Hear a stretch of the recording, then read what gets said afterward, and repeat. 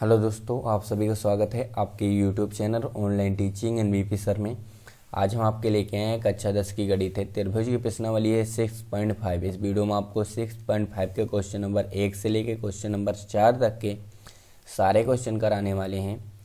ये video number 57 है। अगर अभी तक आपने पीछे की वीडियो नहीं देखी है तो आप हमारे चैनल पर जाएंगे। चैनल से आपको जाना प्ले लिस्ट पे जाते ही आपको दिखेगी कक्षा 10 गणित। आपको कक्षा 10 गणित पे जाना है। जितनी पीछे की वीडियो आपको सारी वीडियो मिल जाएंगी। आप यहां से लेके पीछे की सारी वीडियो देख सकते हैं एक एक करके। आपको बता दें कि इस चैनल पे आपको 9 से 12 तक की मैथ पढ़ाई जाती है। अगर आप मैथ पढ़ना चाहते हैं इस चैनल को जरूर सब्सक्राइब कर लीजिएगा और साथ में बेल आइकन बटन दबा लीजिएगा, जिससे कि आने वाली हमारी हर वीडियो आप तक आसानी से पहुँच सके। तो चलिए वीडियो को शुरू करते हैं। तो देखिए, पहला क्वेश्चन है। प्रश्न नंबर 1 कह रहा है कुछ त्रिभुजों की भुजाएं नीचे दी गई हैं। निर्धारित कीजिए कि इनमें से कौन कौन से त्रिभुज समकोण हैं। कौन कौन से त्रिभुज समकोण हैं। इस स्थिति में कण की लंबाई भी ज्ञात कीजिए। तो सबसे पहले आपको बता दें कि देखिए, समकोण त्रिभुज कौन सा होता है। समकोण त्रिभुज का ही मतलब होता है एक ऐसा त्रिभुज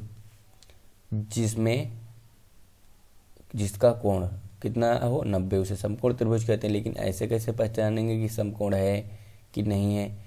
तो आपको पहचानने के लिए एक फार्मूला याद रखना है, पाइथागोरस प्रमेय। पाइथागोरस प्रमेय का यूज करके आप बता सकते हैं त्रिभुज समकोण है कि नहीं। समकोण त्रिभुज ये होता है जिसका ये कोण जो है 90 डिग्री हो। 90 डिग्री अगर कोई भी कोण एक है तो समकोण त्रिभुज होगा। समकोण त्रिभुज के सामने की जो भुजा होती है, जो सबसे बड़ी भुजा होती है, त्रिभुज की जो सबसे बड़ी भुजा होती है ये बोल लो, या तो जो समकोण त्रिभुज के सामने होगी सबसे बड़ी भुजा का नाम क्या होता है, कण होता है। क्या होता है, कण होता है। और ये जो भुजा नीचे होती है इसे हम आधार बोलते हैं। क्या बोलते हैं, आधार बोलते हैं। और इस भुजा को लंब बोलते हैं। क्या बोलते हैं, लंब। तो बड़ी भुजा को कण बोलते मतलब के हो गया, इसको लंब बोलते मतलब एल हो गया, आधार बोलते मतलब ए हो गया। तो आपको याद रखना है सबसे बड़ी भुजा कण होती है। तो इसीलिए पाइथागोरस प्रमेय क्या होता है तो देख लेते हैं यहाँ पे थोड़ी देर के लिए। तो देखिए, जो पाइथागोरस प्रमेय होता है, पाइथागोरस प्रमेय, पाइथागोरस प्रमेय, ये एक व्यक्ति थे पाइथागोरस में। इन्होंने ये बताया कि यदि त्रिभुज क्या है, समकोण है, इसमें तो सबसे बड़ी भुजा का जो वर्ग होगा, मतलब कि जो कण का वर्ग होगा, वो बाकी दोनों शेष भुजाओं की योगफल के बराबर होगा। मतलब छोटी भुजाएं बाकी कौन है, लंब का स्क्वायर का होगा और प्लस का आधार का स्क्वायर होगा। तो ये बताया है पाइथागोरस प्रमेय ने। तो ये जो फार्मूला बन के आया है कि कण का स्क्वायर बराबर लंब का स्क्वायर प्लस का आधार का स्क्वायर होगा। तो ये क्वेश्चन इस फार्मूले से आपको याद रखना है कि कण का स्क्वायर बराबर लंब का स्क्वायर प्लस आधार का स्क्वायर। ये होता है पाइथागोरस प्रमेय। तो सबसे बड़ी भुजा को हम कण मानते हैं और बाकी छोटी भुजा को आप चाहे एक को लंब मान लीजिए चाहे एक को आधार, उसमें कोई भी कुछ भी गलत नहीं होगा आपका। लिखिए हल। देखिए पहले क्वेश्चन को सोल्व करते हैं। तो चलिए हम लेंगे पहला क्वेश्चन। 7, 24, 25। तो सबसे बड़ी भुजा क्या है, 25 है। क्या है, 25। तो 25 को हम कण मानेंगे और मान लेते हैं, और बाकी 7 को हम लंब मान लेते हैं और 24 को हम आधार मान लेते हैं। तो चलिए इसको सोल्व करते हैं। तो लिखेंगे पाइथागोरस प्रमेय से। काय से, पाइथागोरस प्रमेय से। पाइथागोरस प्रमेय होता है कि कण का स्क्वायर बराबर के लंब का स्क्वायर प्लस का आधार का स्क्वायर। बताइए कण कितना है, तो कण है 25, तो 25 के स्क्वायर बराबर के लंब कितना हो गया, हमने लंब को 7 माना तो 7 का स्क्वायर हो जाएगा, और प्लस का आधार का स्क्वायर, आधार को हमने 24 माना तो 24 स्क्वायर हो जाएगा। 7 का स्क्वायर कितना होगा, इसका कितना होगा 625 होगा। 25 का स्क्वायर कितना होता है 625। 7 का कितना होता है, 7 का 49 होता है। और देखिए 24 है, 24 का स्क्वायर कितना होता है तो 400 कितना होता है 476 होता है। अगर इसको जोड़ेंगे टोटल हम तो 625 इधर जोड़ेंगे तो कितना हो जाएगा, 6, 15 की 5 और 1 बचा, और 11, 1, 7, 4, 11, 1, 12, मतलब कि 12 आ जाएगा। कितना आ जाएगा, आप जोड़ोगे 12 की 2, फिर से 1 बचा, इसको देखोगे फिर से, देखिए 15 की 5 कितना हो गया, यहाँ पे देखिए, यहाँ पे 576 होगा। कितना होगा, 576 होता है। और इसको जोड़ोगे 9, यहाँ पे आ जाएगा, कितना आ जाएगा 6। तो आपका जो आंसर आएगा वो 625 इधर भी आएगा, 625 इधर आएगा।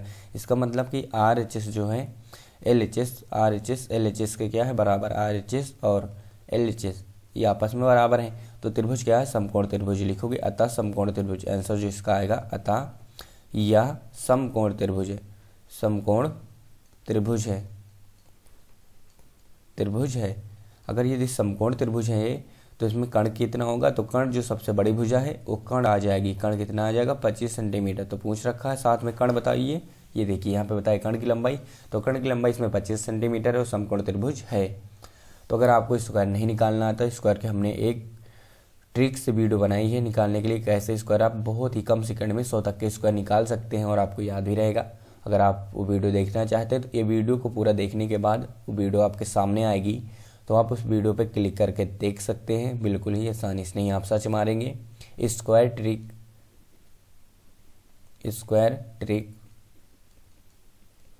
By NBP sir, by NBP sir, आप ये सर्च मारेंगे आपको स्क्वायर की ट्रिक मिल जाएगी। तो चलिए इसका क्वेश्चन नंबर हम दूसरा कर लेते हैं।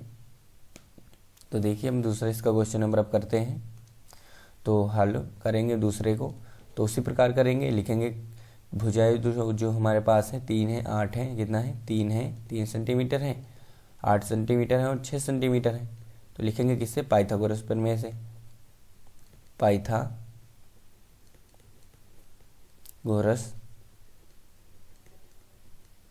प्रमेय से।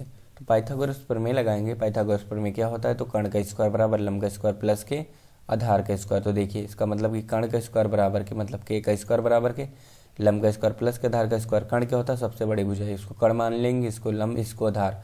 आप चाहे इसको आधार मानो चाहे इसको लंब, लेकिन कर्ण एक ही रहेगा। कर्ण क्या रहेगा, जो सबसे बड़ी भुजा होगी। तो इसका मतलब 8 का स्क्वायर बराबर के लंब कितना हमने माना 3, तो 3 का स्क्वायर, और ये कितना माना 6, तो 6 का स्क्वायर। 8 का स्क्वायर 64 होगा, 3 का स्क्वायर कितना हो जाएगा 9, और 6 का स्क्वायर कितना हो जाएगा 36 हो जाएगा। 64 ये जाएगा हमारे पास 45। तो आपस में बराबर ये नहीं है, तो लिखेंगे RHS बराबर RHS इक्वल नॉट LHS। तो RHS और LHS आपस में बराबर नहीं है, तो आंसर में आप लिखोगे अतः यह समकोण त्रिभुज नहीं है, अतः यह समकोण त्रिभुज नहीं है, समकोण त्रिभुज नहीं है। अगर समकोण त्रिभुज नहीं है तो इसमें कर्ण भी नहीं होता, केवल समकोण त्रिभुज में ही कर्ण होता है। तो चलिए अब इसका हम बी पार्ट कर लेते हैं इस साइड। तो चलिए 2 पार्ट हो गए, ये भी हो गया, ये भी हो गया। अब इसका तीसरा पार्ट करते हो, तो यहाँ पे तीसरा पार्ट करते हैं। तो चलिए देखिए हमारे पास जो है 50 सेंटीमीटर है, 80 सेंटीमीटर है और 100 सेंटीमीटर है। कितने सेंटीमीटर है, 100 सेंटीमीटर है। तो चलिए लिखेंगे पाइथागोरस प्रमेय से,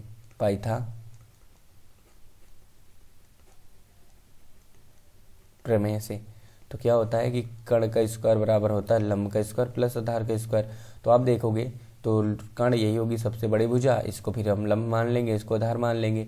तो कर्ण मतलब 100 का स्क्वायर बराबर कितने का, 100 का स्क्वायर बराबर के लंब स्क्वायर मतलब कितने का स्क्वायर, 50 का स्क्वायर और प्लस के 80 का स्क्वायर। स्क्वायर करेंगे 100 का तो 2 जीरो है, 2 दूना 4 जीरो हो जाएंगे, और 5 का कितना होगा 25 हो जाएगा। 8 का कितना होता है 64, 1 जीरो से डबल जीरो हो जाएंगे। तो आसान है, 5 25 लिख दो, 1 डबल जीरो, इसको जोड़ेंगे तो 4 जीरो यहाँ पे जोड़ेंगे तो कितना हो जाएगा 2 जीरो 9 8। ये आपस में बराबर नहीं आए, तो लिखेंगे कि LHS बराबर के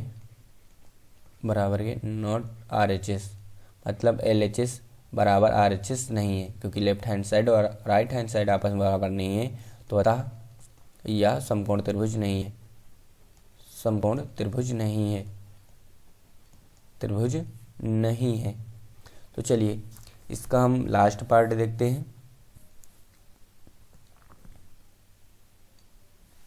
लिखेंगे हल। क्वेश्चन नंबर चौथा है 13 सेंटीमीटर, 12 सेंटीमीटर और 5 सेंटीमीटर। पाइथागोरस प्रमेय से किसे डालेंगे, पाइथागोरस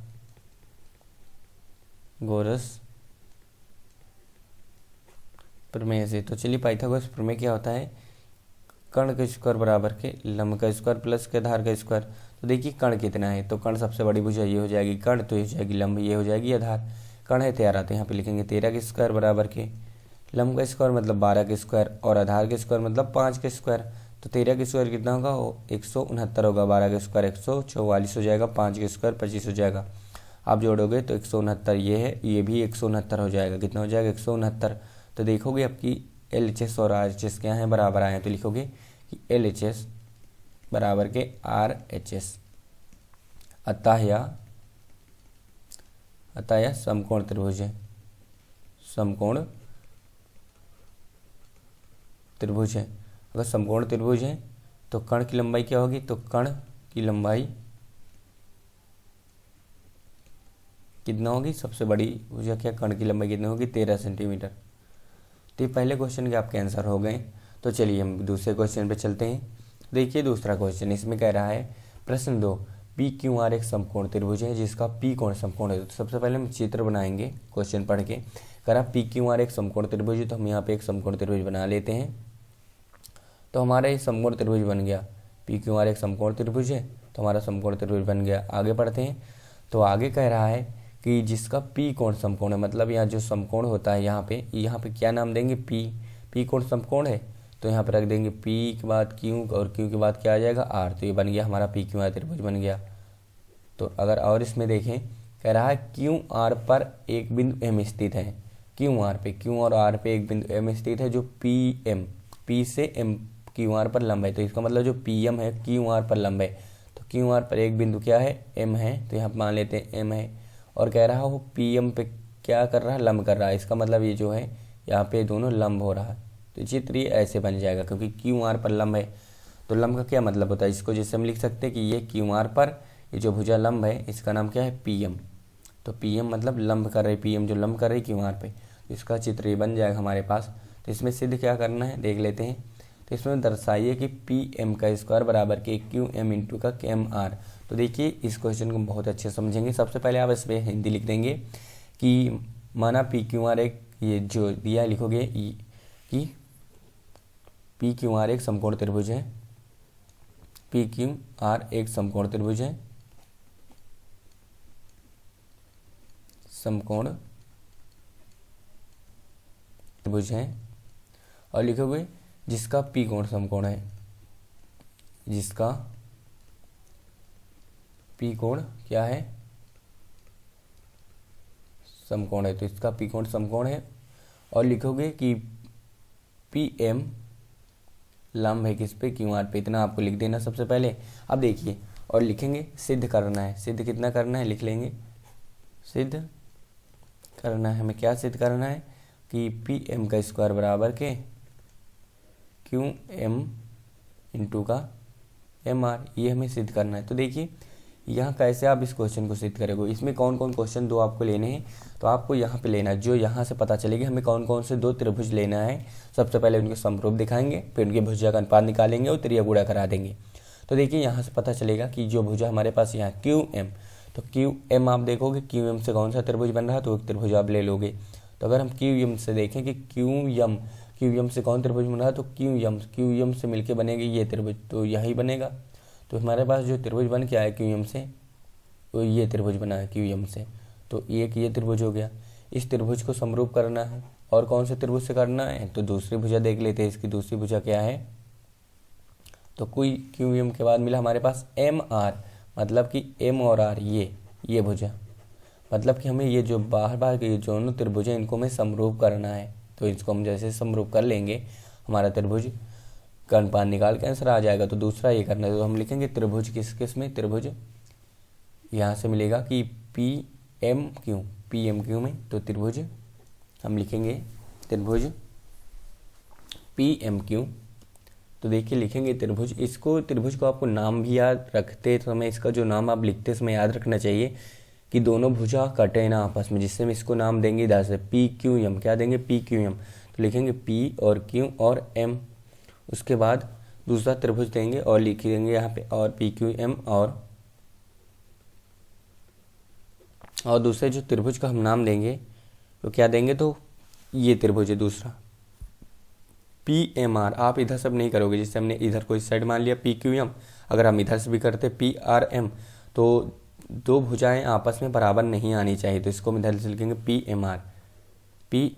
कहने का मतलब है अगर हम इधर से लिखते हैं तो इसका जो आता PRM आता, अगर इस साइड से ही लिखते हैं। अगर इस साइड से लिखते हैं, जब इनकी भुजा का अनुपात निकालते तो इधर PM लेते हैं, और इधर भी लास्ट में हमें PM ही लेना पड़ता, इसलिए कट जाती। तो PM/PM कैंसिल हो जाता, तो हमारा PM स्क्वायर कभी ना आता। इसीलिए आपको याद रखना है, नाम भी बहुत ही अच्छे से आपको लिखना है।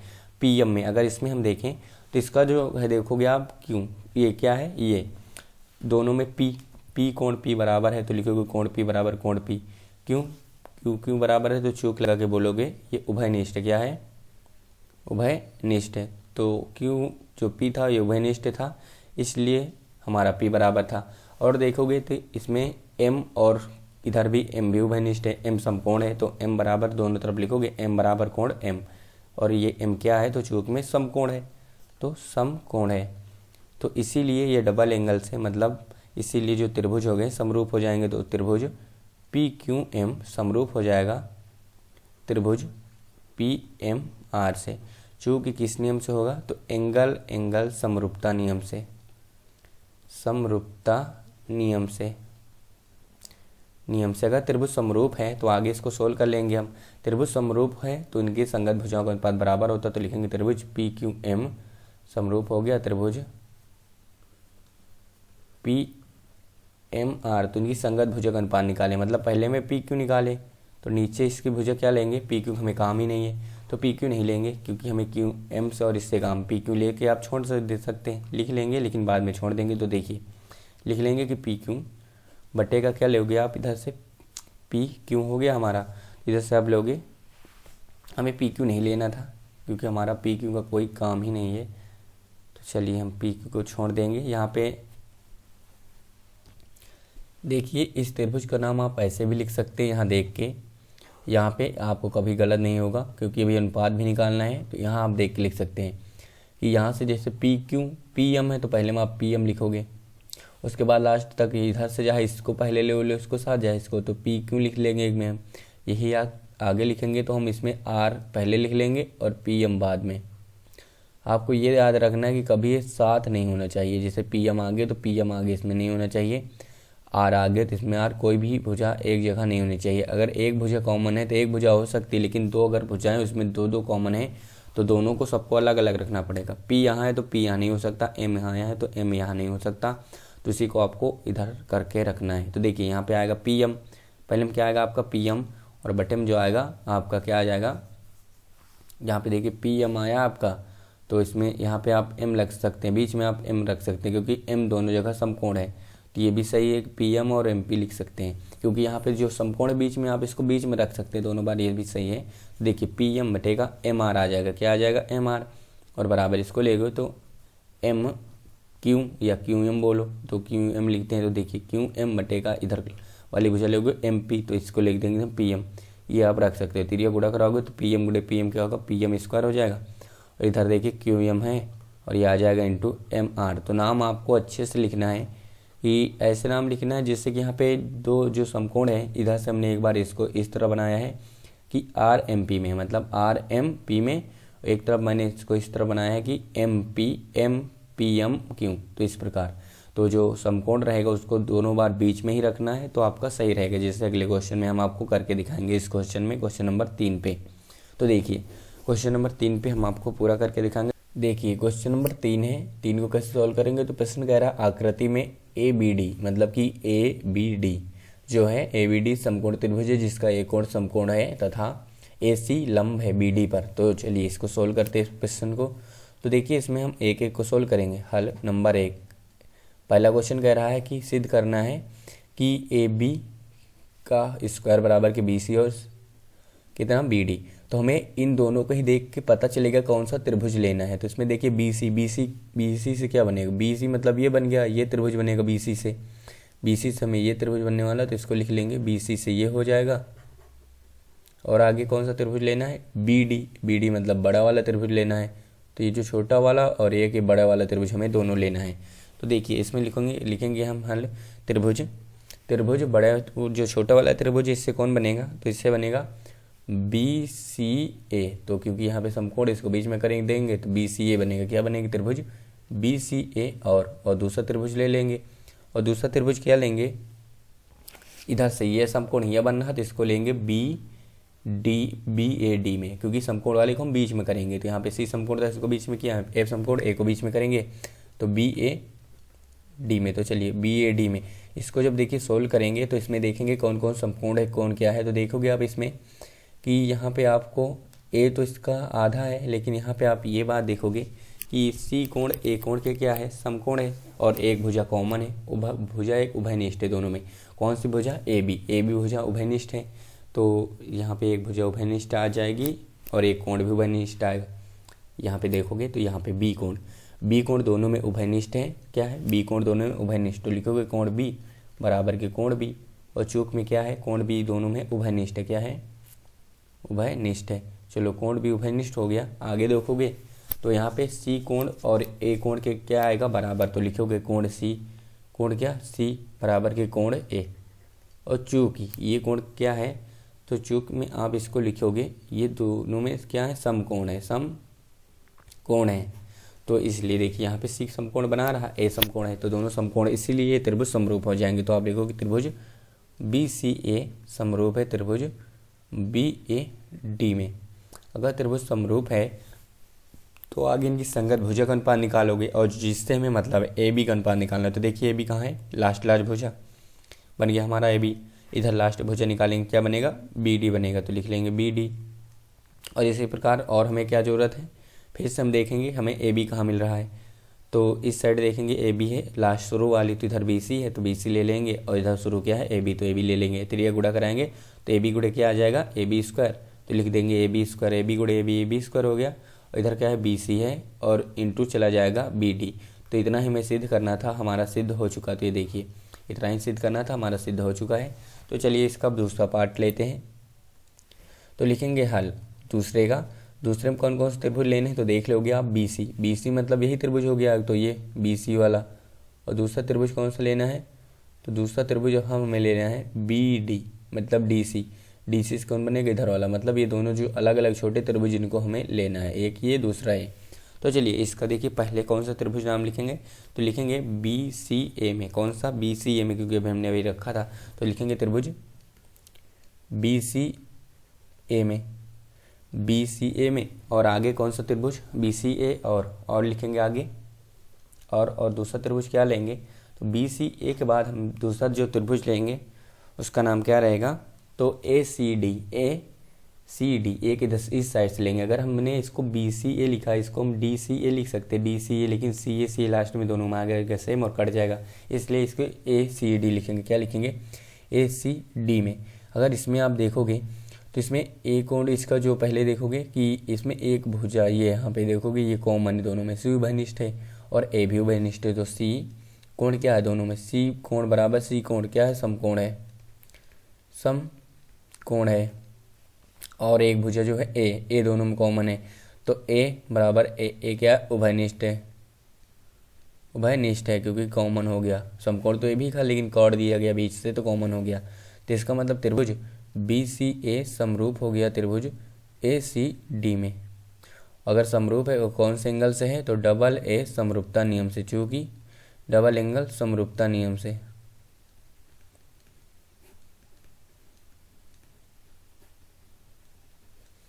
तो अगर त्रिभुज समरूप इनकी संगत भुजा का अनुपात निकालें। पहली भुजा क्या है बी सी, तो यहाँ पे बी सी, तो यहाँ पहली भुजा क्या है ए सी, तो ए सी लेंगे।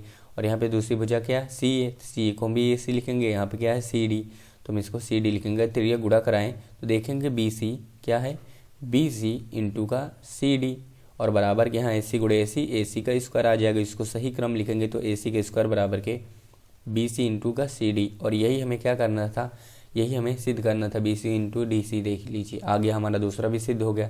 तो चलिए इस बार हम तीसरा लेते हैं, तो इसी प्रकार हम तीसरे को भी सिद्ध करेंगे। तो लिखेंगे तीसरा हल, तीसरे को सोल्व करेंगे। तो देखिए हमारे पास क्या है बी डी और सी डी। तो बी डी मतलब पूरा बड़ा वाला त्रिभुज बनेगा बी डी से, और सी डी से मतलब छोटा वाला त्रिभुज बनेगा।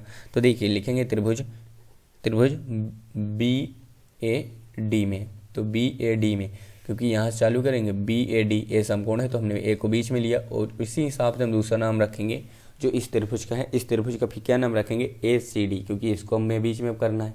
तो ए सी डी और डी सम दोनों में क्या होगा, अभी उभयनिष्ठ होगा, तो डी भी एक साइड रहेगा, उभयनिष्ठ जिधर है उधर ही साइड रहेगा।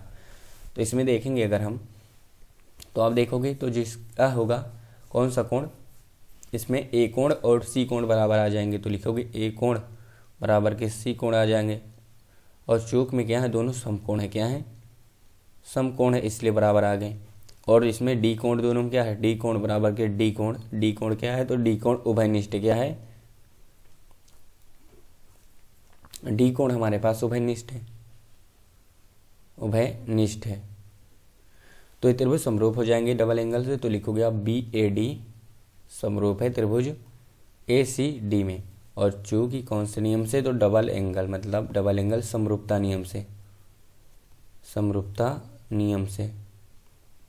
अगर त्रिभुज समरूप इनकी संगत भुजक अनुपात निकालें तो इनकी संगत भुजक अनुपात क्या आएगा, बी सी, क्या आएगा बी सी। तो हमें ए बी ओ बी काम है नहीं इसमें, तो ए बी को छोड़ देते, इधर भी पहले छोड़ देंगे। अब आगे देखते हैं ए डी से चालू करते हैं। तो इधर की लास्ट भुजा ए डी है, तो ए डी है, इधर की भुजक है। आप चाहो तो सबका नाम लिख सकते हो, लिख देंगे। देखिए आपकी लिख ले रहे हैं ए बी और इसके नीचे लिखेंगे ए सी। अब इसमें क्या लिखेंगे ए डी और इसके नीचे क्या लिखेंगे सी डी। और इधर क्या लिखेंगे लास्ट भुजा बी डी और इसके नीचे क्या लिखेंगे लास्ट भुजा ए डी। तो देखिए हमें ए डी वाले से मतलब है, तो इसको कोई मतलब नहीं, इसको छोड़ देंगे। तो इन दो भुजा से हम लगा लेंगे क्वेश्चन, ए डी बटेका सी डी बराबर के बी डी बटेका ए डी। तो तिरिया गुणा कराएंगे तो देखिए ए डी गुणे ए डी क्या होगा, ए डी का स्क्वायर आ जाएगा। और यहाँ पे आप देखोगे बी डी इंटू क्या आ जाएगा सी डी। और हमें यही सिद्ध करना था, तो हमारा जो सिद्ध करना था वो आंसर आ चुका, देख लीजिए। ये में सिद्ध करना था, हमारा क्वेश्चन आ चुका है। इसके हमने तीनों क्वेश्चन आपको बता दिए कैसे आपको करना है। त्रिभुज का नाम रखते समय आपको याद रखना चाहिए कि जो देखिए यहाँ पे ये उभयनिष्ठ था, तो ये जहाँ इसमें लास्ट में है तो इसमें भी लास्ट में है, इतना आपको याद रखना है। और ये कोण देखिए ए कोण सी के बराबर था, तो यहाँ पे देखिए ए अगर दूसरे नंबर पे आपने रखा है तो सी को भी दूसरे नंबर पे रखना है, डी को तीसरे नंबर पे रखना है तो डी को भी तीसरे नंबर पे रखना है। तो चलिए इसका क्वेश्चन नंबर 4 करते हैं अब।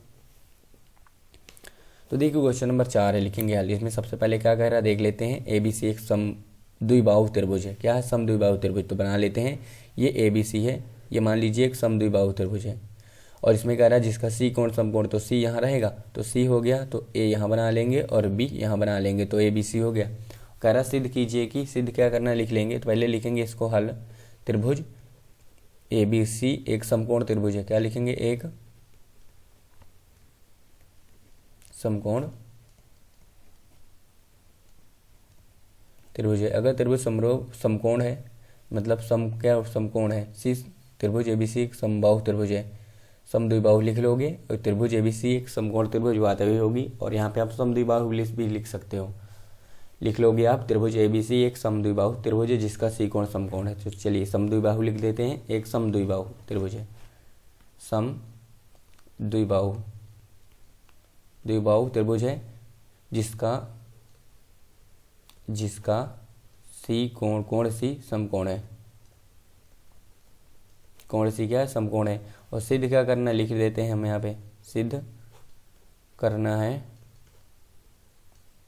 कि ए बी का स्क्वायर बराबर के 2ac का स्क्वायर। तो देखिए सबसे पहले समबाहु का मतलब क्या होता है, समबाहु मतलब होता है दो भुजाएं समान है। तो कर्ण तो बराबर होगी नहीं क्योंकि कर्ण सबसे बड़ी भुजा होती है। इसका मतलब समबाहु समद्विबाहु मतलब है कि BC AC के बराबर होगा, तो BC बराबर AC होगी, इतना आपको याद रखना है।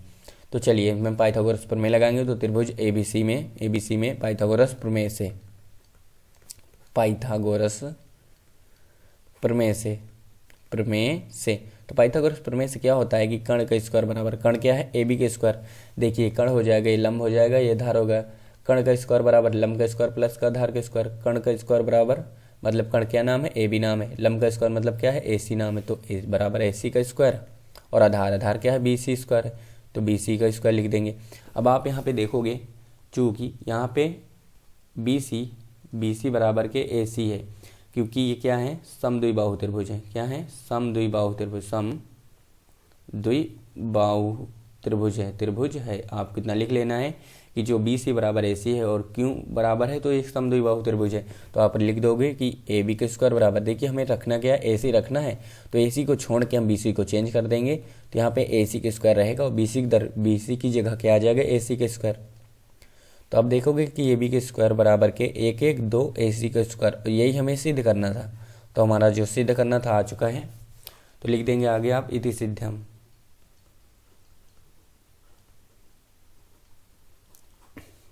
अगर आपको वीडियो अच्छी लगी है तो आप वीडियो को लाइक कर लीजिएगा। अगर अभी भी आपने इस चैनल को सब्सक्राइब नहीं किया तो चैनल को सब्सक्राइब करके बेल आइकन में बटन दबा लीजिएगा। तो चलिए मिलते हैं अगली वीडियो पे।